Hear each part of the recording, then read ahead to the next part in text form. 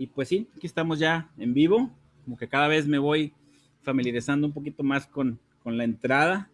Y pues buenas tardes a todos, bienvenidos a su programa de conciertos, tema de salud en este domingo. Ya son las 8 pasaditas, entonces pues vamos a comenzar. Hoy tenemos pues un cuadro de lujo, invitados de lujo, como ya armando propiamente un panel de expertos, porque obviamente pues son temas bastante complicados, temas muy complejos y temas que, como decía el domingo pasado, doctora Abelardo, las cosas están cambiando de manera pues muy frecuente, ¿verdad? Entonces, a veces lo que se dice ahorita en unas semanas cambia. Entonces, pues es parte de tratar de mantenernos también actualizados y pues el tema de hoy que lleva por nombre COVID-19, niños y escuelas, pues es un tema que no se ha tocado en este programa. Y por lo mismo, ¿verdad? Consideramos bastante importante tener pues expertos de las diferentes perspectivas de esto. Tenemos al doctor Juan Carlos Cantú Elizondo, pediatra, a la profesora Rosy Pérez, ingeniera Rosy Pérez, y al doctor Luis Antonio Sánchez, que ya pues es conocido de este programa de hace unas semanas y que pues todo el mundo te pide para un segundo programa, Luis, pero pues ahora ya suena como que a tercero, ¿verdad? Porque... Claro que sí. Pero bienvenidos, gracias a la gente que se está conectando. Tenemos unos minutos y ya tenemos bastante gente que está muy al pendiente de nosotros. Muchas gracias también por ayudarnos con la difusión. Creemos que es nuestro pequeño granito de arena, ¿verdad?, a lo que estamos viviendo. Los voy a presentar formalmente, ¿verdad? El doctor Juan Carlos Cantú Elizondo es un médico pediatra egresado de la Universidad Autónoma de Nuevo León. Que desde hace más ya de 20 años pues tiene una consulta privada bastante ocupada, y ahorita nos va a platicar un poquito de los digamos bemoles de eso, ¿verdad? Tenemos también a la ingeniera Rosa María Pérez Villanueva. Ella es profesora de educación básica a nivel primaria y nivel secundaria, pero además es asesora en innovaciones tecnológicas en el Latin American School, uno de los colegios particulares más importantes de nuestra área metropolitana. Ella también pues tiene más de 18 años de carrera en educación, y recientemente y de años para atrás ha recibido múltiples honores, entre ellos un honor de ser educadora distinguida premio Apple, que la compañía que fabrica pues por lo que nos estamos conectando casi todos ahorita, ¿verdad? Entonces, pues bienvenidos. Y pues al doctor Luis Antonio Sánchez López, médico, ya sabemos, internista, médico especialidad en enfermedades infecciosas, egresado también de nuestra Universidad Autónoma de Nuevo León y actualmente pues en práctica privada, y profesor investigador y muy activo en los comités de la Universidad de Monterrey, de la UDEM, y ahorita pues nos estaba platicando antes de conectarnos que pues está en el comité de uno de los temas que vamos a tocar hoy, que es regreso a clase. Entonces, nos va a faltar tiempo, pero vamos a tratar de cumplir en medida de lo posible las preguntas lo más que se pueda de todos, ¿verdad? Déjenme ver aquí, vamos a poner, pues empezaría yo con el doctor Juan Carlos, como pediatra, porque bueno, el tema es COVID, niños. Entonces, como es un tema, como les comentaba ahorita, ¿verdad?, que realmente pues todo lo que estamos viviendo son adultos, y que los pacientes de riesgo, y que como que a los niños parece que no, pero hay muchas, digamos, inquietudes, dudas de los que tenemos hijos en edad escolar, hijos pequeños, como padres de familia, como médicos, ¿verdad?, como educadores. Entonces, definitivamente, pues yo creo que vamos a empezar de lo que sabemos menos, creo, es de qué manifestaciones son las que ocurren en la población pediátrica. Pediatría en México es considerada hasta los 15 años, ¿verdad, Juan Carlos? Los 18. Hasta 18, ok, ¿no? Pues entonces podríamos incluso abarcar un poco más. Pero pues bueno, Juan Carlos, te voy a dar la palabra para que nos platiques un poco cuáles son los síntomas de la infección en los niños y lo que nos quieras comentar. Claro que sí. ¿Qué tal? Buenas noches. Bueno, antes que nada hay que saber que los niños de cualquier edad se pueden infectar de COVID. No hay una edad específica, desde recién nacidos, adolescentes y obviamente los adultos. Como ya sabemos, pues la transmisión generalmente es a base de gotículas que la persona enferma va a expeler en forma de tos, en forma de estornudos, en forma incluso al hablar. y que de alguna manera puede llegar directamente a la vía respiratoria del enfermo, ya sea directamente al estar a una distancia cercana o a través de superficies contaminadas, donde a través de la mano o de algún artículo pudiera llegar a las mucosas, ya sea ojos, boca o nariz. Normalmente el periodo de incubación de cuando uno se enferma, que uno se contagia, que uno se enferma, puede variar desde 1 o 2 días hasta 14 días. El promedio normalmente es unos de 3 a 7 días generalmente. Y en el caso de los niños, los síntomas generalmente van a empezar o nos llegan los niños con fiebre, con malestar general. Los niños que pueden hablar, pues sí nos describen que les duele la cabeza, generalmente les duele la garganta, van a tener secreción nasal, un moco generalmente cristalino, pero también nos pueden llegar los chiquitos con diarrea o incluso con vómito. Obviamente problemas respiratorios también, los chiquitos pueden llegar con algo que nosotros llamamos taquipnea, o sea, son respiraciones rápidas y ligeras o que generalmente nos hablan de que hay dificultad, o tienen aleteo nasal, las alas de la nariz se mueven al querer jalar aire, o hay situaciones de que entre las costillas se mete la pielecita que nos habla de que están usando músculos, accesorios para poder jalar aire. Obviamente estos son los niños que están más graves y que definitivamente van a necesitar rápidamente cuidado hospitalario, pero son los menos. Generalmente la gran mayoría de los niños nos van a llegar así, con fiebre, malestar general, con un cuadro gripal un poquito más fuerte, pero que evolucionan generalmente bien. O sea, a la vuelta de 4 o 5 días se sienten mejor y a más tardar en 2 semanas generalmente se recuperan. Entonces, definitivamente, a nivel internacional, la evolución y los cuadros clínicos de los niños son mucho más leves a los adultos. Okay. ¿Por qué se enferman menos los niños que los adultos? Bueno, hay varias hipótesis. Una de ellas es el mismo sistema inmune de los niños, que generalmente son fuertes, tienen una buena cantidad de linfocitos. La otra hipótesis es el hecho de las comorbilidades. Obviamente los niños son menos comunes que tengan problemas crónicos, obviamente como diabetes, hipertensión, la tendencia a la obesidad también es menor que en los adultos. Y otra de las hipótesis importantes, como todos los papás sabemos, pues los niños se resfrían bastante, o sea, generalmente en las épocas de invierno y primavera, pues tienen cuadros gripales de repetición. Y pues muchos de esos cuadros gripales, pues precisamente se deben a coronavirus de otros tipos, que la hipótesis es que puede haber una reacción cruzada que les está dando un efecto de protección a estos niños precisamente contra el coronavirus.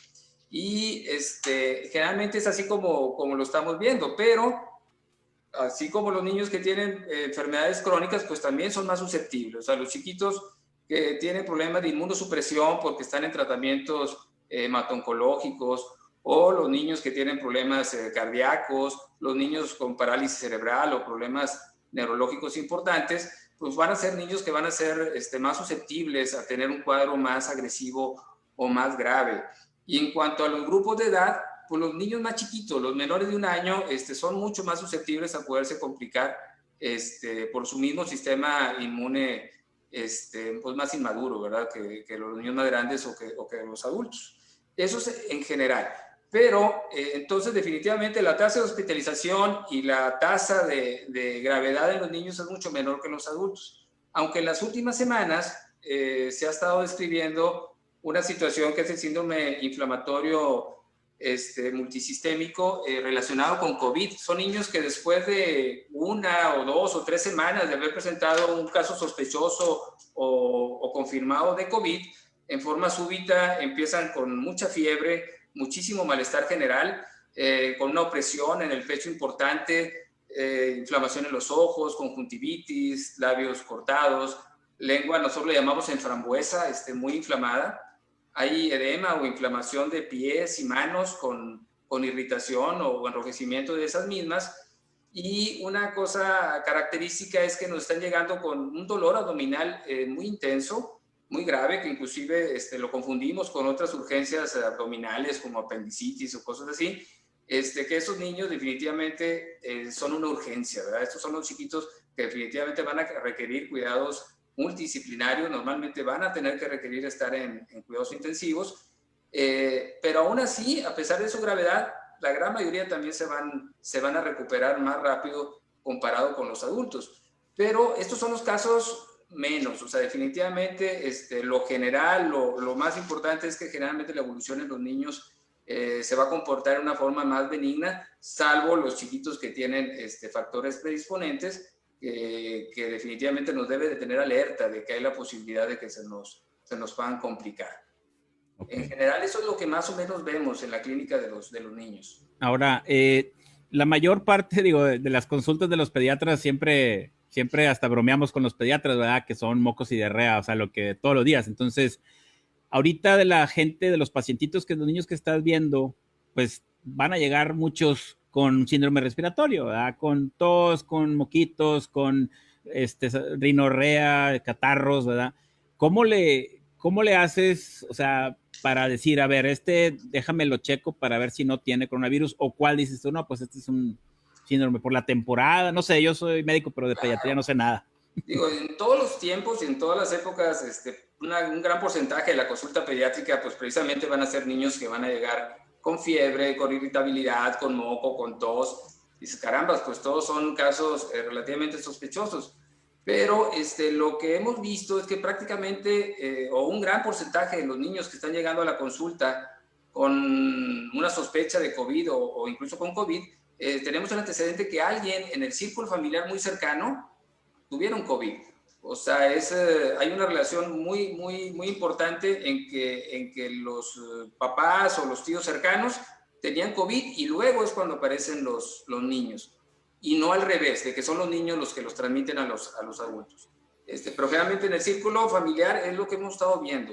Y obviamente pues hay que tomar pruebas, o sea, definitivamente se tiene que investigar pues para poder hacer los cercos sanitarios y poder hacer el aislamiento de los contactos como cualquier paciente adulto.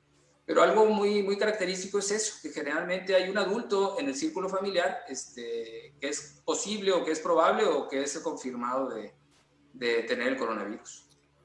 Ok, vamos a dejar las preguntas un poquito más para adelante. Entonces, definitivamente estás viendo, bueno, lo sabemos que estás viendo pacientes con COVID, porque pues realmente el pediatra es primera línea de exposición, ¿verdad? Llega un niño de su casa con un síntoma, con el pediatra, y pues por tanto, todos los médicos generales, médicos familiares, médicos internistas, pediatras, y obviamente pues los especialistas en enfermedades respiratorias pues son médicos que están pues día a día con esta enfermedad, ¿no? Entonces... Sí, pues somos de primer contacto, como tú dices, ¿sí? Es el primer contacto con el médico. Y pues bueno, no hay duda de que son de riesgo, ¿verdad? Comentaste lo de la contagiosidad. Yo creo que vamos a ponerlo eso un poquito más adelante porque va a venir también mucho ahorita que hablemos pues de lo que viene siendo en cuanto a lo escolar, ¿verdad? Al vuelta a clases o lo que se está ahorita tratando de hacer, ¿verdad? Entonces, como padres, como médicos, como personas, ¿verdad? Y que obviamente como mucha gente que está dedicada a la educación, pues todo esto de cómo manejar, ¿verdad? Esta pandemia, esta infecciosidad con los niños, que pues obviamente están un poquito como que destanteados, ¿verdad? Necesitan mucha educación, mucha orientación. Es otro tema completamente fuerte, pero aprovecharía aquí, Juan Carlos, tú dirías, ¿cuál es la mejor manera de explicarle a un niño sobre el COVID? Digo, hay campañas de esto, pero... Bueno, ahí es importante el nivel de angustia que hay en las casas y en las familias por este tema. Normalmente las noticias tienden a ser pues amarillistas y lo primero que ves son los casos más graves y los pacientes en cuidados intensivos y el hecho de que el niño sepa que estás encerrado y que está guardado, pues claro que es un nivel de angustia importante para los niños. En los niños más pequeños, lo ideal es tenerlos en lo más posible alejados de este tipo de noticias. Muy bien. En realidad no es necesario que se enteren de tanto, ¿verdad? Y en los más grandecitos, pues hay que explicarles, ¿verdad? De que esto definitivamente va a ser temporal, o sea, va a haber un momento en que esto va a pasar y que vamos a regresar, a lo mejor no a la misma normalidad, pero sí a volver a salir a la escuela y volver a hacer vida fuera de casa, ¿verdad? Pero definitivamente tranquilizarlos y ver lo que es en realidad. Digo, es importante que estén conscientes y que entiendan para que también cooperen al momento de cuidarse y de cuidar a los demás, pero debemos de tenerlos informados, pero no con este tipo de noticias tan exageradas que de repente es lo que está en contacto en las redes sociales y todo eso, ¿verdad? Así es, como toda la información, ¿verdad? Nosotros debemos ser filtros para dejarles lo que realmente es adecuado, lo que es útil, lo que es verdad para ellos, ¿verdad? Y no dejar que lleguen directamente. Entonces, con esto, pues el tema que viene, que es muy fuerte, ¿verdad? Es un tema muy complejo, es las escuelas, porque pues ya lo dijo el doctor, los niños extrañan ir a la escuela, aunque suene raro eso, pero la verdad es que sí extrañan ir a la escuela, extrañan ver a sus amigos, extrañan ver a sus maestros. Y pues bueno, aquí es donde definitivamente quiero darle la palabra a la profesora Rosy Pérez, porque lo que vivieron las escuelas y lo vivimos como padres de esto, súbitamente se acabó la ida a la escuela, se suspenden las clases presenciales, pues fue una cosa, pues mayúscula, ¿no? Y fue a nivel mundial, ¿verdad? Entonces, digo, yo conozco a la profesora Rosy porque pues ahí estuvieron mis hijos en esta escuela, y sé que desde años atrás han sido muy innovadores en cuanto al uso y todos los beneficios que tiene la tecnología en la educación, y para uno pues eso es bien importante porque pues uno quiere que los niños agarren un aparato para aprender, no nada más para estar jugando, ¿verdad? Entonces, pues le voy a pedir a la profesora que nos platique cómo vivió esto, qué se hizo, qué se está haciendo, qué se está planeando. Yo sé que es un tema muy complejo, pero pues vamos a escucharla. Hola, buenas noches, ¿qué tal? Muy contenta de estar aquí, gracias por la invitación, Aldo. Al contrario. Y bueno, pues cuando nos llegó el mensaje del 12 de marzo, me acuerdo perfectamente en la tarde, no lo podía creer, todos pensábamos que íbamos a regresar después de Semana Santa, pero no fue así.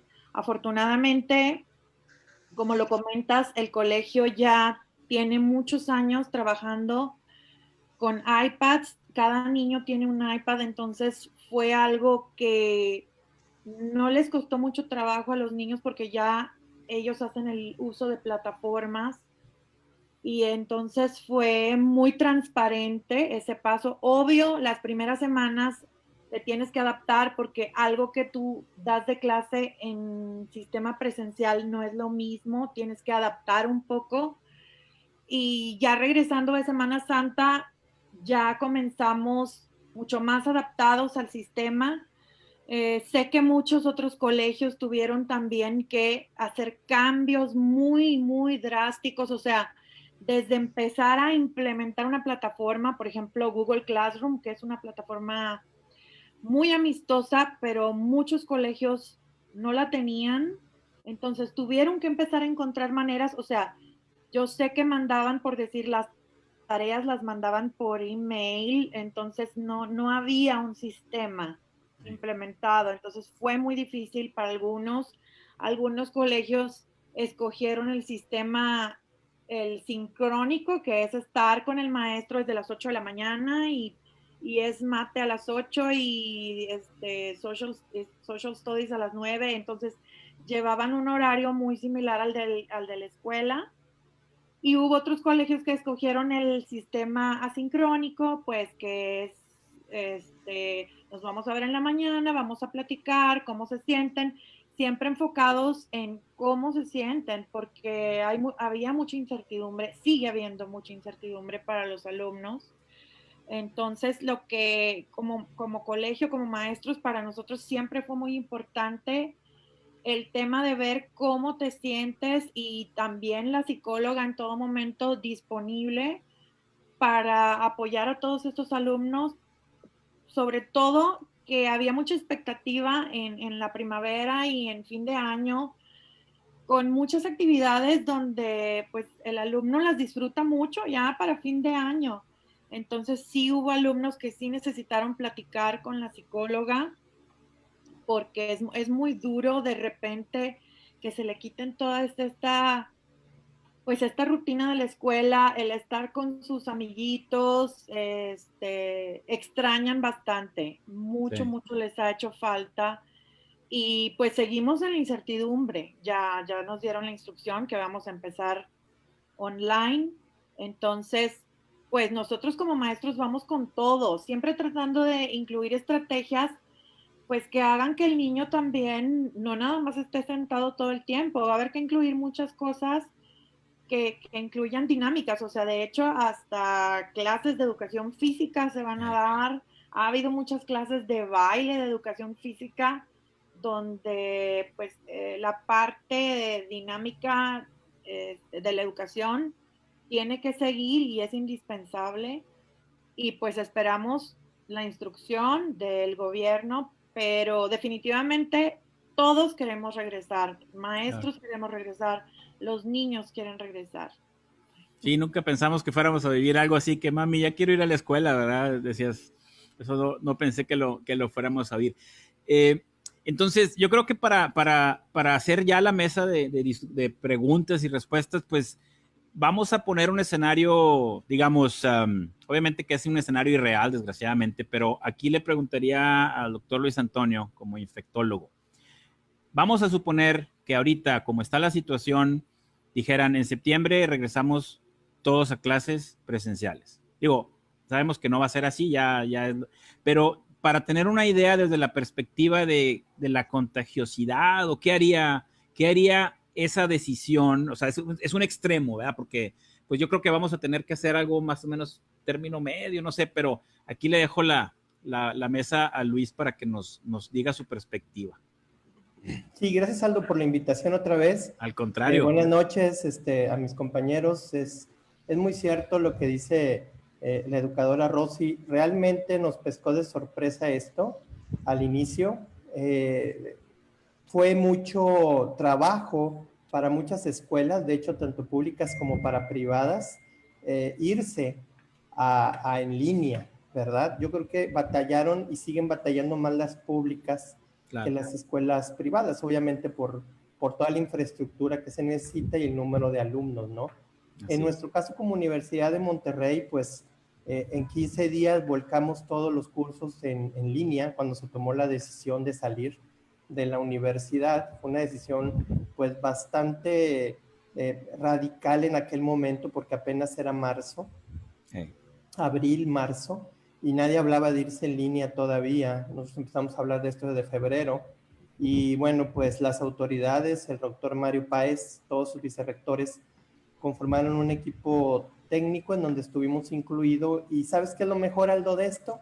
Pues que nos hicieron caso como personal técnico, porque a veces nos invitan como personal técnico a muchos lados y nada más les dices las cosas y no te pelan, ¿verdad? Es cierto, sí. Pero en este caso sí, se decidió en 15 días salir en línea y pues nos fuimos en línea, ¿no? Se armó rápidamente los equipos y bueno, pudimos terminar el semestre. Esas 2 semanitas de vacaciones santas nos ayudaron mucho, ¿no? Fue como como buen timing al menos, ¿no? Pero... Es correcto, ayudó mucho. Nosotros salimos 2 semanas o 3 antes de las vacaciones estas de Semana Santa, cerramos la universidad completamente, se regresaron los alumnos que estaban en intercambio, nos trajimos a los que estaban en otros lados, fue una logística tremenda. Y bueno, pues terminamos el semestre en línea y empezamos verano también en línea y lo terminamos en línea. El reto del regreso va paralelo a 2 cosas. Uno es, como dice la maestra Rosy, a los lineamientos federales y estatales de cuándo abrir las escuelas. Nosotros en la semaforización que ahora traen muy de moda, todo el aspecto educativo abre hasta que esté el semáforo en verde. ¿Cuándo va a suceder eso? No sé. Tendría que suceder por allá de octubre, noviembre más o menos, y luego esperar rebrotes en esta situación, ¿no? Y el otro problema importante es que hay muchos cambios en el semáforo, por lo que el tomar decisiones realmente como escuelas no nos ayudan mucho, porque cada estado tiene su semáforo, la nación tiene su semáforo, lo cambian una vez, lo cambian otra vez, ahora miden el número de hospitalizados, ahora miden el número de camas, ahora... Entonces, como escuela no nos brinda un panorama para tomar decisiones. Lo que sí nos brinda es la estadística y la inferencia de la estadística. tomando esto en cuenta, pues es difícil que en septiembre volvamos todos otra vez a actividades físicas, pero fíjate que en lo que tú planteas en ese aspecto, yo creo que aún al regresar y que estemos en verde, por decirlo de alguna manera, se tienen que seguir teniendo las mismas condiciones. Entonces, ¿cuál sería lo más importante? Bueno, pues el Seguro Social sacó por ahí una reglamentación, hará ya unos 2 meses, en cuanto a puntos específicos que las empresas deben de tener para reingresar. Y viene un apartado que podemos tomar también en las cuestiones educativas. Entonces, ¿qué es lo que se tendría que hacer y qué es lo que se está trabajando, por ejemplo, en las universidades? Pues es cuidar todo lo que ya sabemos, pero en grande. Por ejemplo, colocar filtros de entrada, donde van a tener que ser filtros estrictos, colocación de gel. Ahora que estamos entrando, ahora que me he entrado en la tecnología de este tipo, hay unas iPads que los pones a cierta altura y detectan a la persona si tiene temperatura, solo pasando, y si usa también el cubrebocas. Entonces, realmente eso ayuda al filtro, al primer filtro. Y después se crean zonas seguras adentro de la escuela. Estoy hablando de prepas, universidades, en donde hay un segundo filtro, donde hay tapetes sanitizantes, tienen que hacer fila con sana distancia para que ingresen a las áreas de los salones, aplicar gel. Y hay cámaras ahora que son térmicas y que están monitorizando, pueden monitorizar cada 30 segundos aproximadamente a los alumnos. Y esto hace que si el alumno entró al filtro y no traía fiebre, si la presenta durante su estancia dentro de las aulas, se detecte la fiebre inmediatamente, se monitoriza y se saca al alumno de allí. ¿Qué más se tiene que hacer? Bueno, pues estas cuestiones de división entre aula, entre pupitre y pupitre, se tiene que también ver en la entrada del alumno a las aulas, ¿es correcto? Es lo que se está ahorita visualizando. Se tiene que ver también la sanitización. Lo más recomendable es sanitizar cada hora 20, y hacer una logística de intercambio de alumnos con clases. Se tiene que ver también lo que es la ventilación, todo lo que es el aire, el recambio de aire. Debe haber un recambio de aire importante, usar filtros. También estamos viendo lo de la tecnología de luz ultravioleta y ionización, que hay estudios que demuestran que funciona. Y bueno, pues entonces también se están utilizando esto de la ionización y de los filtros, es decir, todo lo que se tenga a la mano para seguridad del alumno y del personal de salud, pues obviamente aplica de forma importante, ¿no? Y otra que se tendría que hacer en ese escenario que tú pones es ver a los profesores que tienen factores de riesgo para tratar de que continúen en línea, y bueno, pues hacer un modelo híbrido, puede ser en línea completamente, algo semipresencial, viendo ese factor de riesgo para tratar de no incluir a personas que tuvieran algún factor que los pueda hacerse enfermar más, ¿no? Entonces, eso es básicamente lo que se tiene que hacer. Y si tú te fijas, es demasiada inversión para las escuelas. Entonces aquí, como dice la maestra Rosy, muchas van a optar por simplemente abrir en línea hasta que probablemente enero, febrero, marzo se pueda otra vez restablecer un poco esta nueva normalidad. Rutina en cuanto a toda la prevención, ¿no? Juan Carlos, como con lo que dice Luis, ¿cómo ves tú a la población pediátrica? Bueno, es pregunta también para la maestra o para todos. La población pediátrica en la escuela tratando de, digamos, seguir las medidas óptimas. ¿Cómo te imaginas tú, Juan Carlos, por ejemplo, una primaria? Bueno, para empezar, en las primarias públicas sabemos que difícilmente tienen jabón y papel sanitario en los baños como para ahora poder estar llevando todas las medidas que comenta Luis. O sea, definitivamente a nivel público va a estar muy, muy, muy complicado esa situación. Va a empezar, o sea, se necesita la educación desde casa, porque entonces eso quiere decir que son los papás, por ejemplo, en la educación pública, los que van a tener que mandar al niño con su jabón, mandar al niño con su gel antibacterial, con su cubrebocas y todo, porque en la escuela no va a haber ese tipo de apoyos. Lo que nos dice la OMS es que tienen que estar sanitizando, por ejemplo, los baños mínimo cada hora, igual lo que es el salón, lo que nos comenta Luis, el distanciamiento de 1,5 metros por lo menos entre alumnos.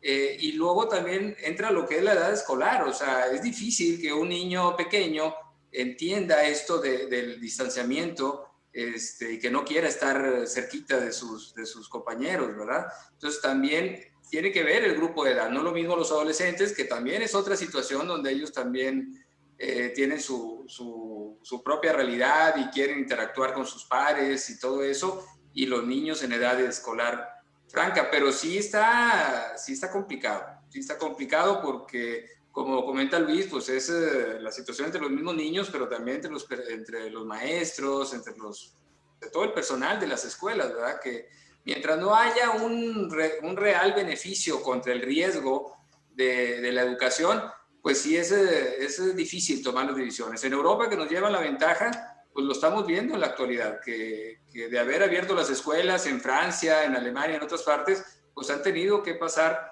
a la educación en línea. Entonces hay que estar conscientes de que va a pasar eso, o sea, y hay que estar preparados. Si va a haber una educación donde, por ejemplo, vayan los niños 1 o 2 veces nada más a la semana a clases, y que medio salón vaya lunes y miércoles, y el otro medio salón vaya jueves y martes, y el viernes lo dejen para los que van más atrasados, pues puede ser una manera de controlar la cantidad de niños en la escuela, y cuidando obviamente por las distancias, ¿verdad? Que los maestros por lo menos estén a 2 metros de los alumnos, entre los mismos maestros tienen que cuidar ese distanciamiento. Es complicado, pero esto va a tener que ser a prueba y error, o sea, no hay nada que esté escrito, pero sobre todo con la idea de que en el momento en que las circunstancias lo digan, pues ni hablar, otra vez todos a casa, ¿verdad? Así es, yo creo que sí es muy importante eso que comentas de que, bueno, definitivamente en las escuelas públicas, pues todo esto es más difícil y son las dos cosas, tanto las medidas contra la propagación, la transmisión y el uso de los recursos, ¿verdad? Que pues obviamente ahí es más, aparte que manejan cantidades mayores de alumnos. Claro. Profesora, ¿usted cómo? Perdón. Me quiero imaginar, por ejemplo, lo que vemos normalmente en las escuelas. Llega el niño con que, oye, ¿y esa chaqueta? O sea, traen la chaqueta del compañero o traen el lápiz del amiguito, entonces al rato van a llegar con el cubrebocas del otro niño, o no trae cubrebocas porque lo cambió por unos chicles en el recreo, ¿verdad? O algún niño no lo quiere usar porque se burló el amiguito de él. Entonces entran cosas que no son tan fáciles de manejar para las escuelas. O sea, los niños no es tan fácil, o sea, no son soldados y no son muy dados a acatar al 100% las indicaciones que les damos. Entonces, pero en son de broma me quiero imaginar esas cosas que generalmente llegan los niños con el cubrebocas del vecino, o la mamá quejándose de que lo mandó con un cubrebocas muy fino y regresó con uno de papel y pues, ¿qué pasó, verdad? ¿Quién se lo robó? ¿Usted qué opina, profesora? Eso en los colegios normalmente, ¿verdad? Sí. Fíjate, lo que yo estuve varios años dando clase de tecnología, o sea, manejando las computadoras y bueno, y veo los iPads, cómo los traen, o sea, yo desde que doy clases con iPads y con computadoras, empecé a mandarlos a lavarse las manos a cada rato, o sea, y lávate las manos, y lo que es la pantalla del iPad, no, o sea, está siempre chiclosa, siempre trae, sabrá Dios, ¿verdad? O sea, siempre se ve chiclosita, borrosita, muchas cosas que hay bueno, acá en el colegio, que en los dispositivos, que se hay puede... más. Sí, porque ahora hay más lo que en medicina le llamamos fomites, o sea, objetos que pueden contener gotitas del individuo y pasárselo al colega, o los lápices. Entonces hay más fomites en las escuelas ahora con la tecnología, creo yo. Las computadoras, no te vayas muy lejos, el teclado, el mouse, las iPads, todo eso, yo creo que sí lo hace más complicado, ¿verdad?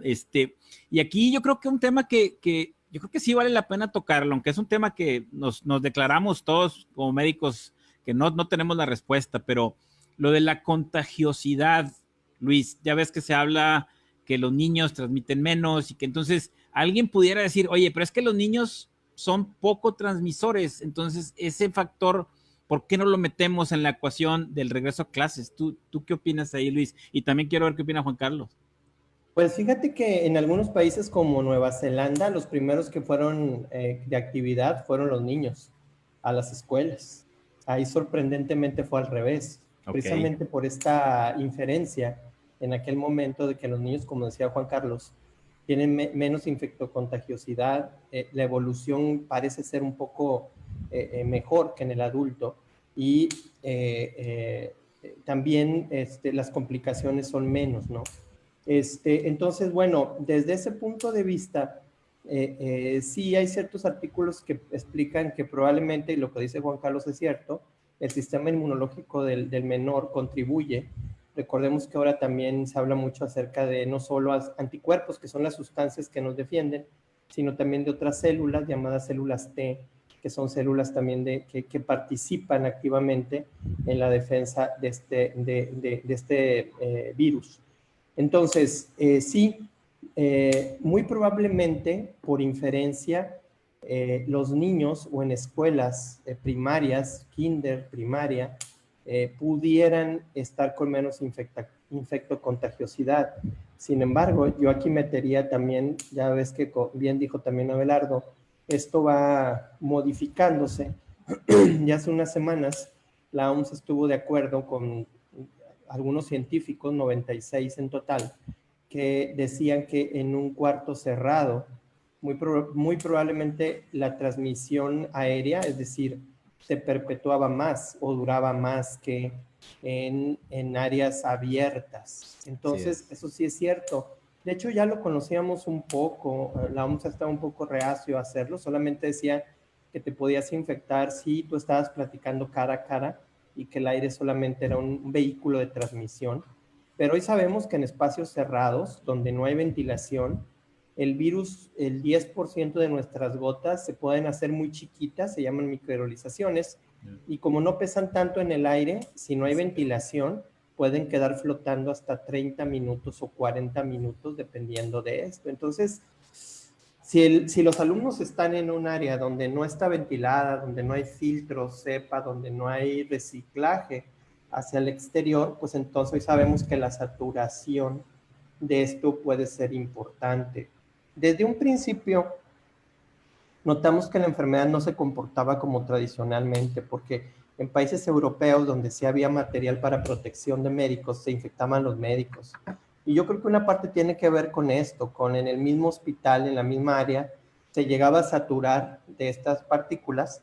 El médico sí se quitaba bien su equipo, pero ya las partículas andaban flotando, ¿no? Entonces, esa pudiera ser una explicación que puede repercutir también en áreas cerradas como las escuelas, las aulas, donde se tiene que tener una buena sanitización, pero también creo que la ventilación va a ser un área bastante importante para disminuir este riesgo, ¿no? ¿Usted cómo ve, profesora, las clases al aire libre? Sí, ahorita que comentaba el doctor Luis de Nueva Zelanda, yo ya lo había platicado con usted, doctor Aldo, de mis sobrinitas que viven en Suecia. Ellas nunca les cancelaron un día de clases, siempre estuvieron en clase, incluso hasta se acabaron los primeros de junio e incluso estuvieron con curso de verano y sí, muchas actividades eran al aire libre, o sea, los niños estaban afuera haciendo cosas en el jardín y bueno, nosotros con este clima cálido que Sí. tenemos, pues sí podríamos hasta en diciembre, pues que los niños estuvieran trabajando afuera, en el área de afuera, pero pues las partes que hace mucho frío ahí sí batallarían, pero de hecho platicábamos en un evento de Apple hace unos días que sugieren eso de las aulas abiertas, o sea, que estén al aire libre y pues eso ayudaría bastante. Sí, quitando el clima tan inhóspito de nuestra ciudad, ¿verdad? De nuestra área metropolitana, pues suena, porque recuerdo cuando Luis, en el primer programa que tuvimos de COVID y música, que hablaba de que los primeros venues, los primeros lugares, arenas donde eventos públicos pueden empezarse a considerar zona al aire libre, por lo que nos platica. Entonces yo creo que en la escuela eso es algo que no sé si se esté viendo, profesora, se está ya trabajando en eso o todavía estamos esperando. Pues el colegio sí tiene contemplado también lo que sería el sistema híbrido, pero bueno, dependiendo de cómo sea lo que nos diga la Sí, Secretaría de Salud. pero de estar al aire libre.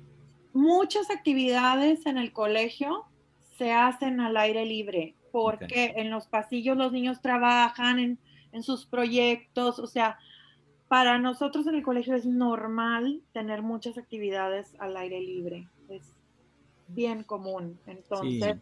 no sería difícil si acaso nos llegan a decir, bueno, que los niños trabajen en el patio, es algo a lo que ellos ya están acostumbrados. Ok. Y pues bueno, realmente sí es algo que hablando otra vez de las dificultades o los obstáculos en los sistemas públicos, pues de cambiar ventilación y todo, pues realmente eso realmente no es factible. Entonces, una alternativa sería esto, ¿verdad? Ahora, entre los comentarios, pues hay, digo, son temas muy complejos, pero entre los comentarios también se dice, ¿verdad? O nos ponen aquí que si el riesgo de que un niño se infecte es muy bajo, como quiera uno como padre de familia decir, es que yo no quiero que mi hijo yo quiero que tenga cero riesgos. Entonces, ahí, pues, quien quiera tomar la palabra, ¿qué opinión tendrían? Yo creo, todos somos padres y todos somos maestros y todos somos doctores aquí de Revoltura. ¿Qué opinan? Yo creo que el colegio siempre dejaría esa opción de, tenemos la escuela abierta, es un sistema híbrido. Si tú como padre de familia consideras que prefieres que tu hijo no asista ni un día a la semana ni 2 días a la semana, estás en todo tu derecho y pues muy seguramente ya habrá un sistema totalmente online para que el alumno pueda tener todas esas oportunidades para seguir aprendiendo en un sistema totalmente a distancia. ¿Tú qué opinas, Juan Carlos, del Sí, pues es riesgo? complicado. Definitivamente sabemos la importancia de la educación presencial. O sea, en el desarrollo del niño es básico el interactuar con otros niños, el hacer ejercicio en las actividades deportivas de la escuela, el estar en una educación presencial. Bueno, los mismos maestros nos ayudan mucho a los pediatras a detectar niños que tienen trastornos de ansiedad o tienen problemas de depresión, o niños que tienen riesgo de haber tenido o de estar en maltrato infantil. Son los maestros muchas veces los que detectan estas cosas. A nivel distancia, pues va a ser complicado. Y hay pues, cierto grupo de edades que están en una etapa crítica de que les ayudaría mucho el poder interactuar con otros niños. Entonces, pero definitivamente, si son niños que están en factor de riesgo, si son niños que tienen una enfermedad crónica, que son asmáticos severos, que son cardiópatas o que tienen alguna situación de ese tipo, definitivamente no es recomendable que vayan a la escuela y se debe de buscar una educación a distancia. Pero el otro grupo de edad, estoy de acuerdo, que los papás sean los que tomen la decisión, pero apoyados por los médicos, apoyados por sus pediatras y apoyados por las autoridades para... Es imposible garantizar que no se vaya a enfermar, o sea, eso es imposible, pero sí se puede disminuir en gran medida los riesgos con todas las medidas que nos comentó Luis, que se debieran de implementar. Aquí la cosa es del dicho al hecho, ¿verdad? Que eso Claro. es lo que en realidad preocupa un poco. Ok, Luis. Yo creo, Aldo, sí, que no hay que perder también de vista, esto que están diciendo es muy importante, pero creo que las escuelas se van a preocupar mucho, tanto colegios privados como públicos, pensando siempre en la seguridad del niño. Sí. Y que él no se vaya a infectar, ¿verdad? Porque, bueno, obviamente, como tú dices, eso nos interesa mucho. Sin embargo, sí pasa un fenómeno muy importante, que una buena parte, por ejemplo, ahorita que estamos en línea, Yo llevo también el control de todos los casos de colaboradores y alumnos que han presentado enfermedad de COVID. Y es impactante, bueno, no impactante, pero sí es importante el número que va creciendo de alumnos y de colaboradores con esta enfermedad. Entonces, el punto aquí es en las medidas que tomemos con el niño para que no se infecten son muy importantes. Las de distanciamiento, las del aula, las de acudir con una preparación de lavado de manos, de gel. Pero creo que también un factor que va a contribuir mucho a nivel de primaria, secundaria, prepas, pues es la intervención de los padres. Porque si las escuelas hacen todo lo posible porque el ambiente sea seguro dentro de la escuela, cuando salen los muchachos, es cuando hay que cuidarlos más. Sí, y eso yo lo estoy viendo porque aún en línea tenemos muchos casos de alumnos y de colaboradores enfermos. Y nos ha tocado el hecho de que estamos en línea, ¿verdad? Y siguen algunos con la misma rutina de salir de vacaciones, acaba un grupo de regresar de Cancún, de alumnos, o sea, es decir, por eso lo que dice Juan Carlos es importante. En las escuelas se va a hacer todo lo posible y yo creo que la escuela no va a ser de ninguna manera, en ningún colegio va a querer tener un brote de enfermedad que inicie ahí. Y eso es lo que yo percibo en todo en el ambiente educativo, ¿no? O sea, quiero que estén sanos y que no se infecten aquí. El problema va a ser de los que llegan infectados y que no tienen síntomas. Esos son los... O aquellos maestros que también muy bien toda la semana y el sábado y el domingo se fueron a convivir allá a una reunión porque pensaban que todos estaban encerrados y resulta que no y se infectaron, ¿no? Me tocó el caso ahí de una persona que me dijo, es que yo no he salido, pero hace una semana vino la novia de mi hijo y pues ni cómo decirle que no entrara y pues resultó que la mamá estaba enferma, la hija también y pues ahora toda la familia de colaboradores también, ¿no? Entonces, esos puntos de romper el proceso fuera son los que hacen, es correcto que en las escuelas pudiera haber brotes. Entonces yo siento que todas estas medidas, como dice la maestra, al aire libre, todo esto que se está tratando de implementar es para protección de nuestros hijos. En la escuela sí deberíamos de sentirnos seguros. Incluso las públicas que no pueden probablemente vayan a ir en línea, como dijo el secretario de Educación de aquí del estado, ¿verdad? Probablemente se arranque en línea y luego ya se verá. Pero si nosotros como padres no les enseñamos que no pueden salir por el momento, de que no hay reuniones, de que no hay cumpleaños, de que no hay, pues entonces todo lo que hacen las escuelas va a ser un poco en vano, porque finalmente sí puede haber alguien que lleve la infección en clases semipresenciales. Es como comentaba el doctor Abelardo el domingo pasado, o sea, las empresas mantienen a sus trabajadores en línea y como quieras están infectando, dices tú, pues bueno, o sea, yo te estoy dando ese privilegio de que no tengas que venir aquí, pero tú te sales a las reuniones y te sales o te fuiste de vacaciones y te infectas y luego yo que te cuidé, pues no me correspondiste. Entonces en la escuela, pues sería algo muy similar y estamos hablando, digo, de una cantidad de gente todavía mayor, ¿no? ¿Por qué, Luis, en las escuelas de Europa, por ejemplo, lo que decía la maestra, ¿verdad? Que no se han cerrado? En Hong Kong las abrieron en mayo y ya las cerraron otra vez.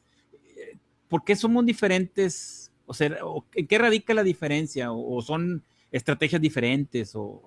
No, Juan Carlos, yo siempre he pensado que la salud pública debe de ser un ente independiente, como el INE o como el Banco de la Reserva de nosotros, el Banco de México, en donde sea un órgano autónomo, porque como se vio en los países que sí está muy ligado la Secretaría de Salud a los gobiernos, América Latina, algunos países de Europa, España, pues las decisiones de salud se tienen que amarrar mucho a las decisiones políticas.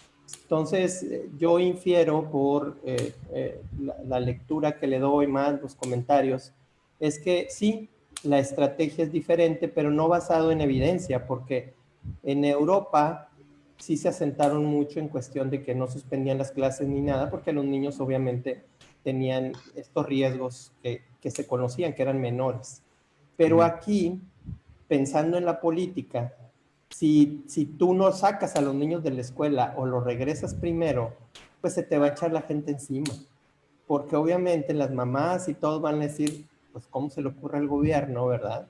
Meter a esta población que para la gente en sí que no conoce esto, la ve muy vulnerable, cuando no lo es tanta. No que no haya casos y que no fallezcan, pero si lo comparamos con adultos es de 180 grados, es decir, es una diferencia total. Okay. Entonces aquí, pues lo político otra vez gana y pues obligan a que las escuelas abran hasta el último. Cuando mezcla salud pública y política, la política siempre gana. Entonces, todo lo que es argumento científico nunca va a ser suficiente como para tomar decisiones. Y la verdad es que al momento de la estrategia, pues más se ve lo mediático también, lo que puede afectar a un gobierno, dentro de un país. Y eso era, si alguien se para ahorita y dice, no, pues lo regresamos en septiembre porque tenemos hechos contundentes de que es la población que menos infecta, pues obviamente todo el mundo va a poner el grito en el cielo, ¿no? Porque no lo van a entender. Sin embargo, hay países que son más educados, desafortunadamente, con más información, más que información, educación, pues esto lo ven de forma normal, incluso porque confían en sus autoridades y saben que no van a tomar decisiones que vayan en contra. Y bueno, hemos visto que no ha habido un brote fuerte a nivel educativo en ninguno de estos países y que que la pandemia sigue concentrada en adultos también exactamente igual, ¿no? Entonces, creo que estas decisiones, las que se toman a nivel educativo, deben de ser desde el punto de vista científico para poderlas avalar, ¿no? Ahorita es un poquito como lavarse las manos y decir, no, mejor que vayan al último para que no haya tanta presión política en ese sentido, ¿no? Entonces, sí, eso es lo que yo percibo. ¿Cuáles son, profesora, cuáles son ahorita las recomendaciones al día de esta semana de el regreso a clases? ¿Qué es lo que se sabe?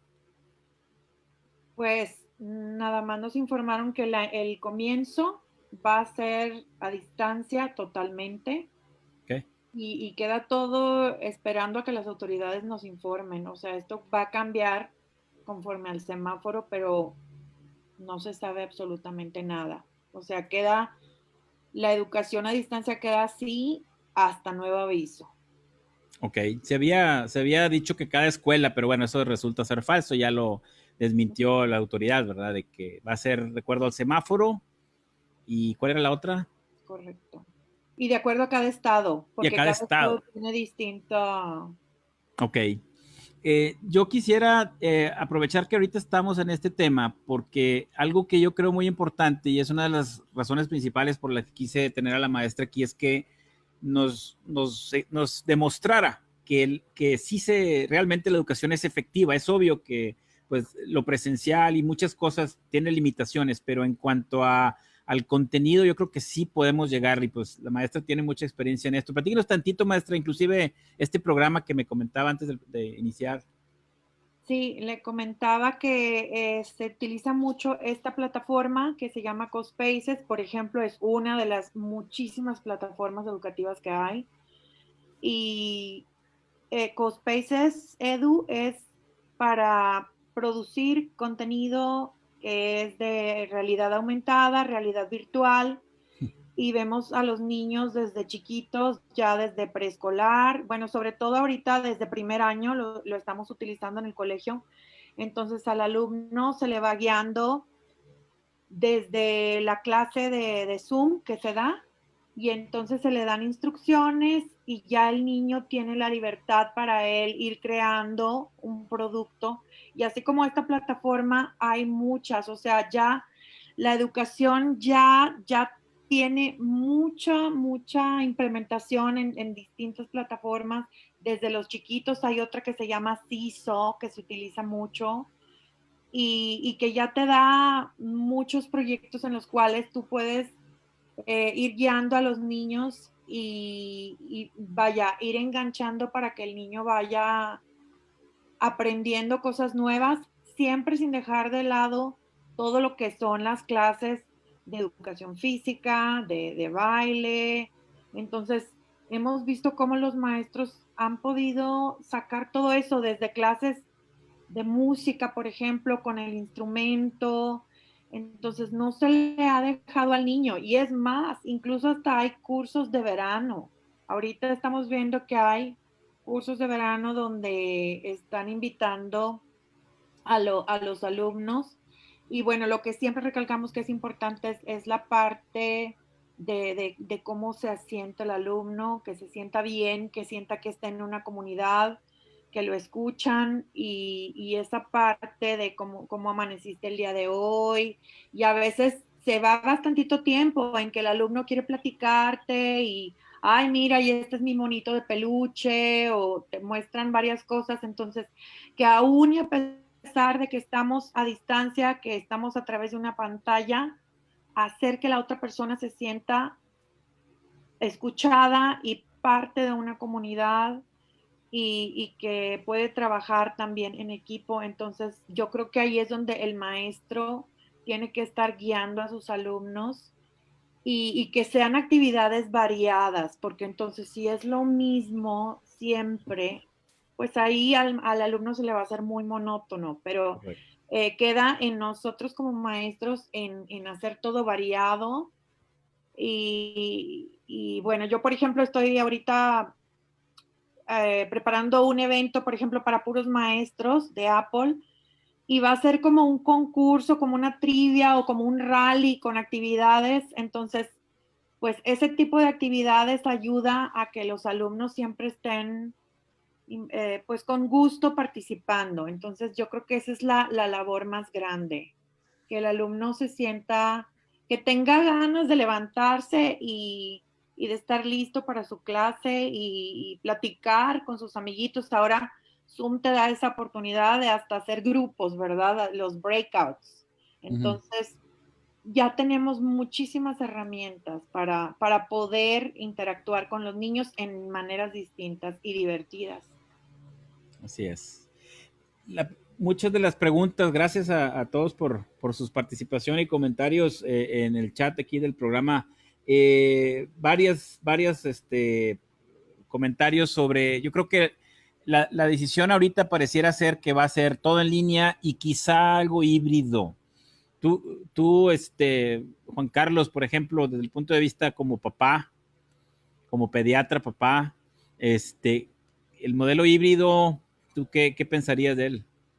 Yo creo que sí se digo, ahorita por ejemplo estamos viendo que los papás están trabajando en casa y aparte tienen que tener a los hijos, hacerla de maestros también en casa y entonces están atiborrados, también ellos están emproblemados porque pues, ellos tienen que hacer su trabajo y aparte tienen que estar supervisando el trabajo de los niños. Yo creo que esto tiene que ser al día a día, o sea, es correcto empezar en línea y según cómo se vayan presentando los casos y los riesgos sanitarios a nivel local, pues bueno, se va a ir tomando la decisión de cuándo ir agregando poco a poco los niños. Pero sí tiene que ser escalonado, sí debe de ser poco a poco y como les digo, o sea, en el caso de que haya un riesgo sanitario, pues definitivamente puede hablar, habrá que regresar al aislamiento forzado de los chiquitos, pero yo creo que la idea es correcta, ¿verdad? Empezar en línea mientras vemos cómo están las cosas. Luis. Sobre todo en este momento que estamos en semáforos rojos, o sea, la verdad que es difícil estar haciendo un pronóstico si estamos en el momento más crítico, ¿verdad? Es increíble la cantidad de casos que estamos viendo y es increíble la cantidad de gente que está en la calle sin ningún respeto para los demás, ¿verdad? Entonces, mientras no haya ese respeto mutuo y las ganas de que esto salga, pues es definitivamente muy complicado. Así es. Y fíjate que otra estrategia también sería, como va a haber un número de contagios importantes, es que al regreso de clases, los niños y los profesores nos sometiéramos a la prueba rápida de anticuerpos para saber quién ya estuvo en contacto con la enfermedad.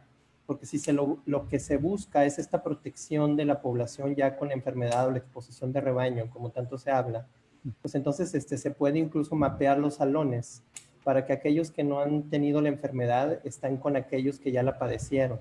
Y eso les va a dar protección, que es lo que al final del día se quiere, ¿no? Entonces, sería también una muy buena estrategia de las escuelas y hacen estos grupos mixtos, que podría dar un mayor de seguridad, ¿no? Diciéndole al padre, mira, pues si tú estás de acuerdo y el niño quiere volver, pues lo podemos mezclar o poner mixto en estos grupos en donde ya tuvieron la enfermedad o no.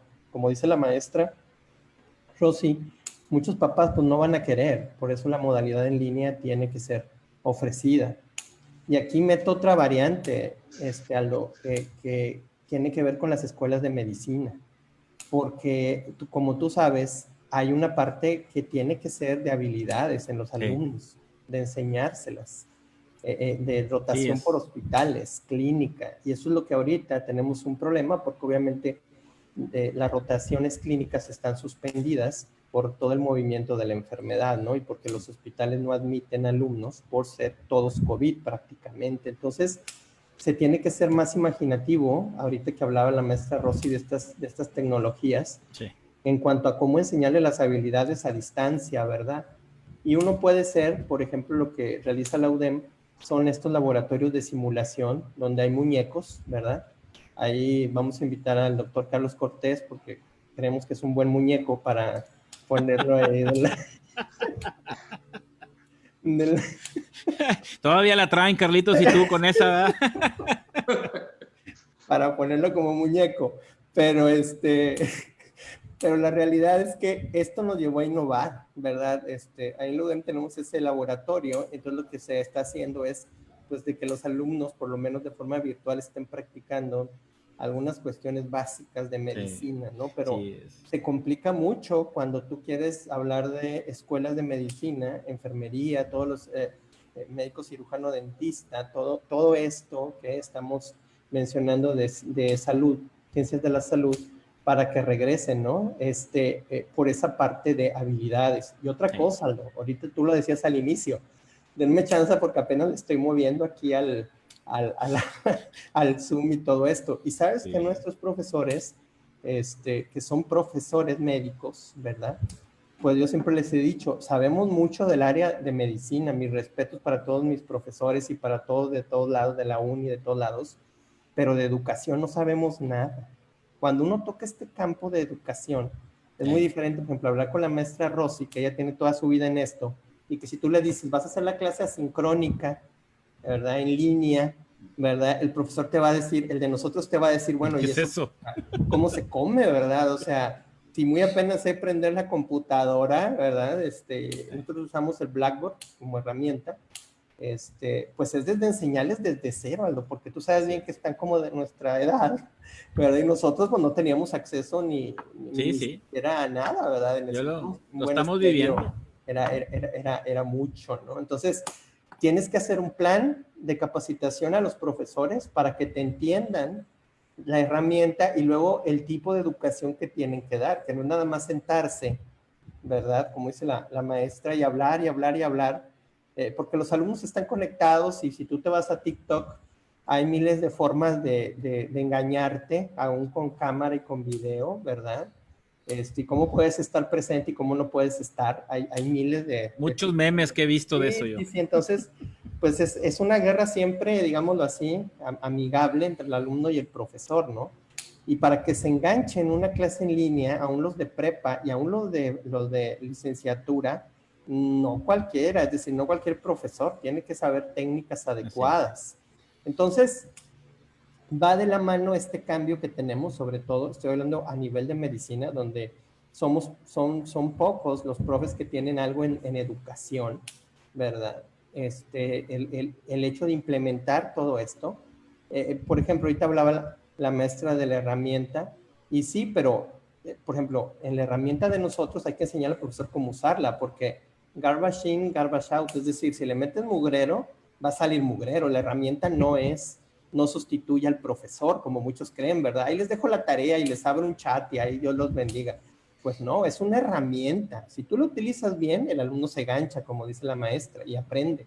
Si tú lo utilizas mal, pues la puedes tener montada y no va a funcionar. Entonces, así es. Desde el punto de vista de salud, la planeación educativa, el modelo educativo te cambia completamente y tratas de rescatar las habilidades que mejor puedas del alumno. Así es. La mayor parte de la gente en comentarios, pues pareciera, digo, la opinión es muy importante ver las opiniones, porque insisto, aquí no hay nada que esté demostrado ni comprobado. Es un virus nuevo, es un virus que no tenemos, ni siquiera tenemos tratamiento efectivo contra el virus. Entonces, apenas estamos en todo esto. Entonces, es obvio que mucho va a ser de opinión y de impresión, pero la idea de este programa es tener gente que se dedica a esto, que está especializada en esto, para que nos dé su impresión, ¿verdad? Aquí no salen recomendaciones absolutas, pero la tendencia es que sí, o sea, los seguros están en línea y yo creo que la mayor parte de la gente que está viéndonos piensa que pues sí, no voy a arriesgar a mi niño o no voy a arriesgar a mi esposa o a mi esposo que tiene diabetes si el niño se trae el virus, ¿verdad? Y pues sí, es bastante complicado. Lo que sí es que, bueno, hay que ser cuidadosos, hay que ver las recomendaciones de las autoridades, las recomendaciones de instituciones serias, públicas, privadas de salud, ¿verdad? Y el médico. O sea, yo no puedo dejar, y en un programa pasado, uno de nuestros compañeros de generación decía, si tienes dudas, ve con tu médico, pregúntale a tu médico. O sea, el médico de primer contacto, el médico familiar, él te va a dar la información que tú necesitas, ¿no? A lo mejor lo que te va a proteger, ¿verdad? Lo que te va a proteger a ti. Entonces sí hay que bien informarnos, porque también ahorita hay mucha mala información, ¿no? Preguntan que hay escuelas que están organizando grupos en casas. Yo no había oído de esto. Obviamente, pues no es recomendable, ¿verdad? Que agarrar un grupo de alumnos y traerlo a la casa de uno de los muchachos, eso obviamente no es recomendable, ¿verdad? Es que eso hay gente que ahorita quiere hacer lo que le llaman el homeschooling. Uh-huh. Digo, yo no he investigado, pero me han comentado que hay instituciones que a través de ellos tú puedes, como padre de familia, obtener el certificado de primaria o de secundaria. Hay algunos lineamientos, entonces algunos padres han decidido hacer el homeschooling, como ya se hace. Hay mucha gente en Estados Unidos que lo hace. Ok. Quedan en casa. Ok. Yo aquí, Aldo, nada más enfatizar que realmente sí hay que entender que si ahorita la autoridad y en Monterrey y viendo cómo está el área de contagios, pues la verdad es que no sería adecuado en este momento concentrar grupos de ninguna manera. Yo creo que hay mucha desesperación, yo Sí. lo veo y bueno, a lo mejor lo entiendo, a lo mejor no, pero pues son meses en que uno tiene que contenerse a salir y como que la gente no puede contenerse a salir. Yo, siento que es mucha la desesperación y lo digo no solo por este tipo de grupos que se juntan a estudiar, sino que, por ejemplo, iglesias han estado abriendo algunas otras áreas que realmente no son necesarias todavía, ¿verdad? Porque incluso la misma autoridad lo avala aquí en nuestro país, por ejemplo, esto de las escuelas de no juntarse, pues entonces es para no poner en riesgo la salud, que es lo más importante. Entonces sí, yo siento que es el momento ahorita mucho menos indicado, ni de moverse de tu casa, ni de salir o tomar todas las precauciones si es que lo tienes que hacer. Y lo otro, pues, es de no juntarse. O sea, yo pienso que esto va a pasar, o sea, y otra vez te vas a estar juntando. O sea, no, nada más no te vas a estar juntando si te llega la enfermedad y falleces, desafortunadamente. Es correcto. ¿Verdad? Pero te vas a estar juntando otra vez sí, de aquí sí. al otro año. Y entonces yo siento que es como que, no sé, como que lo prohibido, ¿verdad? Como que te motiva, ¿no? Es naturaleza humana y se respeta. Y obviamente siempre sí quiero ser muy claro. O sea, yo respeto mucho a la gente que tiene que salir a trabajar. Yo tengo que salir a trabajar. Juan Carlos, Luis, pues ni se diga, ¿verdad? Aquí nada más aprovecharía, Luis, quiero hacer 2 preguntas y no se me van a pasar y son claves. Una, todavía no estamos en el pico, ¿verdad? No, ni estamos Okay. Todavía en aumento. Así es. Va a venir junio, julio, agosto, septiembre y luego tiene que ir en meseta y luego ir disminuyendo, ¿no? Ni en asomo todavía. Ok. Y la otra pregunta es, aquí yo creo que, digo, esto no tiene ningún fin comercial ni nada. Podemos decir, la gente me pregunta mucho, ¿qué hospitales te pueden recibir si te enfermas ahorita? Y hay hospitales que no reciben pacientes con sospecha de COVID, ¿verdad? Desafortunadamente no tenemos, en la Ciudad de México sí hay una aplicación en donde te están marcando qué hospitales tienen o no. Aquí ha faltado eso, ¿verdad? Sí, creo que sería, aquí tendríamos como dicen por ahí, una cuestión de oportunidad en el gobierno, en donde tuviéramos un monitoreo diario de dónde hay hospitales, porque por los pacientes que estoy viendo que están en casa y que se van agravando, inmediatamente es la pregunta, ¿a dónde voy? ¿Dónde voy? Es muy cambiante, pero por lo general los que están ahorita más saturados es el Hospital Metropolitano, el Hospital Universitario. Las clínicas del IMSS no están tan saturadas todavía, hay todavía disponibilidad. Recordemos que es la clínica 6, la que es digamos, de batalla, ¿no? Está la clínica 17 también, que hasta el viernes todavía había un lugar, un piso por lo menos, un piso y medio. La clínica 4, que también se llena y disminuye un poco. El ISSSTE regional, que ha bajado un poco la ocupación en la semana pasada, es una clínica que también pueden asistir. Y de las clínicas privadas, las que han estado un poco más saturadas es el Hospital Muguerza y el San José. De ahí en fuera hay clínicas más pequeñas como el SWIS, que solamente admite 9 pacientes. Hay algunas que son libres de COVID.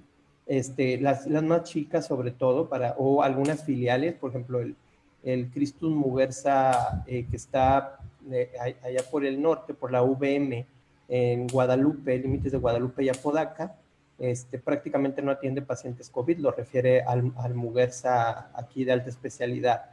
Pero en general, yo creo que el punto de toque puede ser el Hospital Metropolitano y el Universitario, porque ellos tienen más información en ese momento que tú llevas a tu paciente de a dónde lo puedes mover.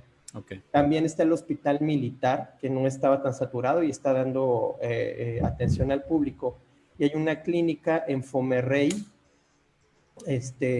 que recientemente se abrió, que también funciona como escuela de medicina, se inauguró hace poco, que también tiene capacidad. Está todavía el Hospital de Montemorelos, que también tiene capacidad de admitir, creo que entre 25 y 30 pacientes. Entonces, bueno, en una urgencia, pues serían los traslados que habría.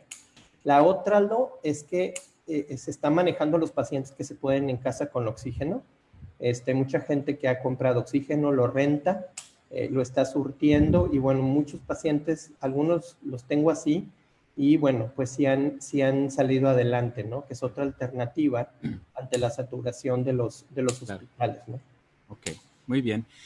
Contestando un poquito, mirando un poquito el tema nada más, porque es algo de lo que ya se habló un poquito, pero las escuelas públicas, maestra, ¿hay alguna, digamos, algún recurso, algún lugar donde se pueda tener información de sistemas o lugares de apoyo para los muchachos que están en escuelas públicas que no tienen acceso a una computadora, a tecnología? ¿Conoce usted alguna? Lo único que escuché era que las clases creo que iban a ser por televisión, pero me imagino que habrá algún anuncio afuera de cada escuela con indicaciones, es lo que quiero pensar, o sea, por fuera que tenga algún cartelón con instrucciones. Me imagino que la SEP va a tener que, ahorita le está dando largas porque todavía están tratando de ver cómo se acomoda esto y que se llegue la fecha, pero pues la fecha ya se está llegando, aunque sí hablaban de mover los bloques a septiembre como era antes, ¿verdad? O a lo mejor un poco más, pero bueno, sí, la verdad es que ahorita no hay algo escrito al respecto. Pues se nos está acabando el tiempo. Yo una de las misiones del programa también, pues, es mandar mensajes a la gente, mensajes, recomendaciones de cuidarse, de qué hacer, qué no hacer. Y uno de los mensajes que estamos mandando es que, bueno, y aquí es donde les quería dar la oportunidad al doctor Juan Carlos, de muy buena voluntad, nos digamos, dio luz verde para platicar la historia de tu experiencia con el COVID, Juan Carlos, como pediatra. Adelante, y pues lo que más, el mensaje. Bueno, desde que empezó la pandemia sabíamos que los médicos íbamos a estar expuestos, ¿verdad? Sobre todo los que estamos en primer contacto. Pero entre las mismas especialidades, por lo menos los pediatras sabíamos que íbamos a estar un poquito más, porque de por sí, como comentábamos, pues la consulta del día a día son niños, antes de que existiera este virus, pues que eran compatibles, son niños con fiebre, son niños irritables, son niños con tos, moco, y que a pesar de todo el equipo de protección personal, pues íbamos a estar en un riesgo por todas las circunstancias que nos comentó Luis, incluso en los hospitales pasaba, ¿verdad? Pues en los consultorios quizás con más razón. Sí. Y bueno, a principios del mes pasado empecé con un dolor de cabeza muy intenso, algo de fiebre, malestar general y bueno, sabiendo que eran síntomas sospechosos, pues ni modo, nos tomamos la prueba y resultó positiva. Entonces, de estar aislado, pues ya ahora sí ya estábamos confinados, ¿verdad? Nada más a una habitación. Tanto el doctor Luis como el doctor Abelardo me hicieron el favor de coachearme ahí durante toda la evolución. Y pues son sentimientos encontrados. Cuando te sale el resultado positivo y tienes síntomas, pues sabemos que no sabemos en realidad cómo va a ser la evolución. O sea, como puedes evolucionar en una forma moderada o leve, pues también puede esto cambiar a la vuelta de 7 días, 8 días a una situación delicada, ¿verdad? Entonces, pues ahí entran los cuestionamientos de cómo te va a ir y luego si contagiaste a tu familia, quién nos va a cuidar, si a ti te pasa algo o si los infectaste. Entonces empiezan un montón de sentimientos ahí encontrados. Pues, gracias a Dios, a pesar de que los síntomas eran incómodos, pues no evolucionamos a una forma grave. A las 3 semanas de los síntomas repetimos la prueba y bueno, resultó ya negativa. Nos cuidamos todavía una semana más y pues ya estamos pues otra vez en activo. Pero durante todo este tiempo que estuvimos aislados, pues estuvimos viendo cómo muchos de los medicamentos que tenían alguna esperanza de que estuvieran funcionando, poco a poco se han ido descartando algunos de ellos y ya nos quedan muy poquitas cosas. Y también escuchábamos o estábamos enterados por las redes sociales de la misma gente, pero sobre todo también de compañeros o de colegas médicos, todos muy buenos y todos cuidándose mucho, pero que no tuvieron, que también se infectaron, pero no evolucionaron como hubiéramos querido, ¿verdad? Algunos sí se complicaron, algunos llegaron a tener que estar en cuidados intensivos, algunos lamentablemente se fueron. Y ante esta situación y de todos los estudios que cada vez descartan algunos medicamentos, pues uno de los pocos tratamientos que han seguido en pie, aunque todavía no se terminan de definir o de dar los resultados totales, pero los preliminares son prometedores, pues es el uso de plasma de pacientes convalecientes. Y pues desde que lo escuchamos, bueno, teníamos la idea de ver cuáles eran los requisitos. Y bueno, pues para que la gente se entere qué es el plasma. El plasma, pues no es más que nada, es un líquido transparente, ligeramente amarillo, en donde circulan las células sanguíneas. O sea, ahí están los glóbulos rojos, las plaquetas, los glóbulos blancos, pero también circulan una serie de proteínas. Una de ellas son las inmunoglobulinas, que son los anticuerpos.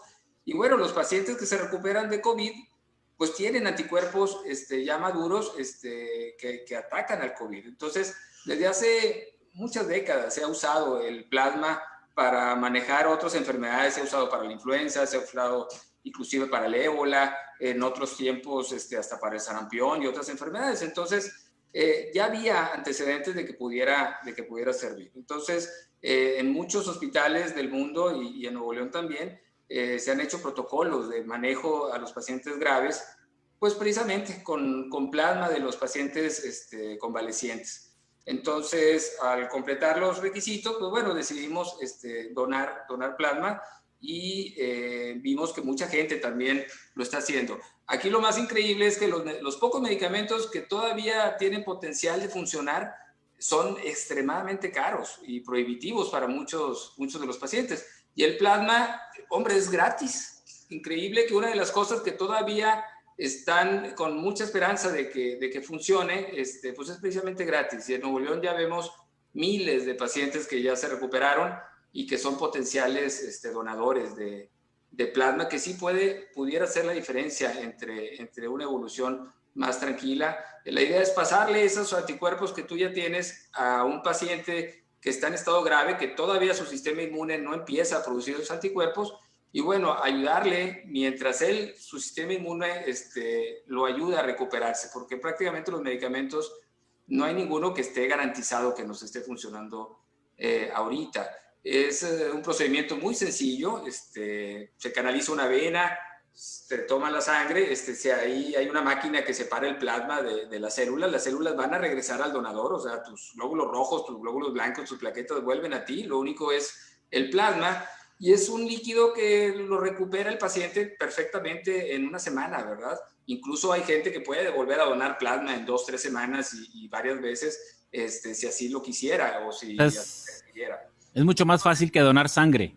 No duele y es muy, muy satisfactorio la situación. Incluso el ambiente de los bancos de sangre es muy agradable porque, pues hombre, ellos saben que estás haciendo un bien, el paciente sabe que está poniendo ahí su granito de arena en intentar ayudar a otras personas y que el potencial de ayuda es enorme, sobre todo aquí en Nuevo León. Muy bien, sí, te preguntaría, Luis, yo creo que es uno de los tratamientos que hemos visto con más prometedor, ¿no? El plasma. Sí, fíjate que sí, como dice Juan Carlos, es un tratamiento que no cuesta nada. Y aquí pues felicitar a Juan Carlos porque Sí, no hay muchos donadores altruistas, en serio. La realidad es que mucha gente tiene también transgiversado todo esto, ¿no? Y bueno, todavía se puede encontrar gente que hasta lo puede vender, ¿no? Con toda esta necesidad, ¿no? Como vimos con la hidroxicloroquina que aumentó 80 veces su valor y no funcionó finalmente, ¿no? Pero desde este punto de vista, el plasma se ha visto que funciona, sobre todo en estadios iniciales de la enfermedad, cuando están empezando a faltarle el aire al paciente y todavía no está tan avanzado como del 10º día, que ya pudiera estar hasta intubado o con ayuda de un ventilador mecánico. Ha funcionado realmente bien, todos los estudios que se han demostrado. No es el único que cura, pero dentro de todo lo que damos, pues es una piedra importante angular en el tratamiento, ¿no? Y como dice Juan Carlos, pues aquí, si ya muchos han pasado por la enfermedad, creo que una forma importante de agradecerle a Dios, a la vida, pues, de que pasaron con bien, pues es dando esperanza a otros pacientes, como hizo Juan Carlos, para que puedan utilizar el plasma, ¿no? Que es lo único que tenemos ahorita, más claro que sí puede ayudar al paciente en tratamiento. Muy bien, sí, ahorita, pues bueno,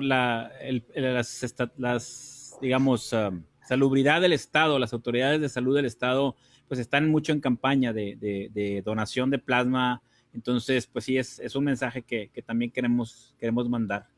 Tenemos que terminar el programa, definitivamente hay material para una segunda parte, pero pues quisiera nada más oír un último comentario de cada uno de ustedes para cerrar el programa y empezamos con la profesora Rosy, algún último mensaje a la comunidad.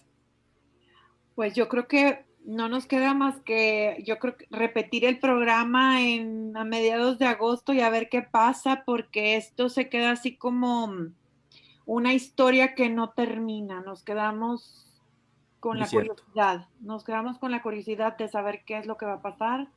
Y como comentan los doctores, pues a obedecer, a cuidarnos, a respetarnos, y es lo único que podemos hacer, ¿verdad? Así es, así es. Y pues un agradecimiento, aquí hay varios maestros en el chat y aquí vemos maestros también, un agradecimiento a todos los maestros porque